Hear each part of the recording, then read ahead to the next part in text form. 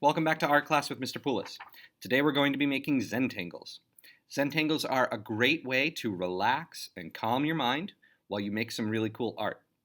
They're not as hard as they look at first, and there's really no wrong way to do it. So let's get started. Okay. So for this Zentangle, I'm going to be using a smaller paper because it's just practice, and I don't want it to take up my entire day here. So there's no wrong way to do a Zentangle. The one that I'm going to do, I'm going to set my paper up kind of like a spiral. So in order to do this, I'm going to make a dot in the middle of my page, okay, just about in the middle. And what I want to do is connect that dot to each corner, and I'm going to do it with a curved line, okay? So you could do it with a straight line. There's nothing wrong with that. Like I said, there's no wrong way to do this. But what I'm going to do is create a rainbow line, slight rainbow line that touches the corner. Spin my paper and make that same rainbow line to touch the corner. Spin my paper, do it again, and again. Now, I'm going to find the halfway point on all of my edges, just about, and I'm going to make a little dot on each of them. And I'm going to connect that center point to that edge with another rainbow line. If this is hard for you, you could do a straight line. I just wanted an interesting way to break up my paper, and I think that looks pretty cool. After we've set up our paper, it's time to fill each section with its own unique pattern. Now, I'm going to link some things into your Google Classroom or your Seesaw, but I think it's a good thing for you to use some patterns that we find online just while you practice this and get used to it. But you can always come up with your own. This just kind of takes some of that thinking and some of that work out of the project for you for now. And you're just going to pick one that you really like. So I'm going to go with these circles. So I want to make some big, medium, and small circles in one of these. I'll make a big one right here, and here, and one that gets cut off on the edge.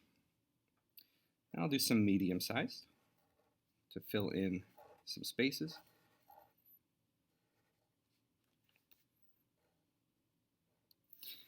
For the ones that get cut off, I just have to sort of pretend that they continue behind or off the page, and that helps me make a nice circle. Then I'm going to finish it off with some smaller ones. Anywhere that kind of looks like it needs a little something.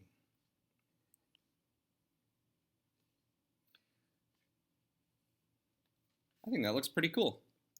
I'm going to pick another pattern and fill in this one, another pattern, and I'm going to do this until the whole page is filled. So I'm going to speed through that, and we'll see how this looks.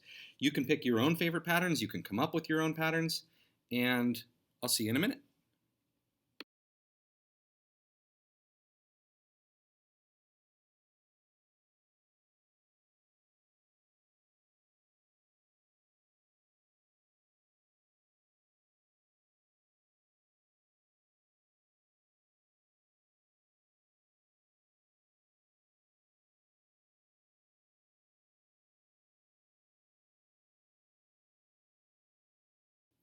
And there you go. We could call this Zentangle finished, or we could go in and we could add color, or you could just work with your black marker and fill in some of these things. So it might look cool to fill in every other triangle. And see what that looks like. It adds some contrast, which is when we have dark and light. Adds that to our project. See, that looks pretty cool, and I could keep going and doing it here. Maybe I could color every other stripe or every other scale or some of the bubbles and just make this look a little bit more interesting. And like I said, you could always use crayons or markers or something that you have, but these work perfectly well in black and white. Remember that the idea is that you can take your time, relax, maybe listen to some music. This is a nice calming exercise, and if you make a mistake, just go with it. Nobody's going to know but you. So I hope you enjoy this, and I'll see you guys next time.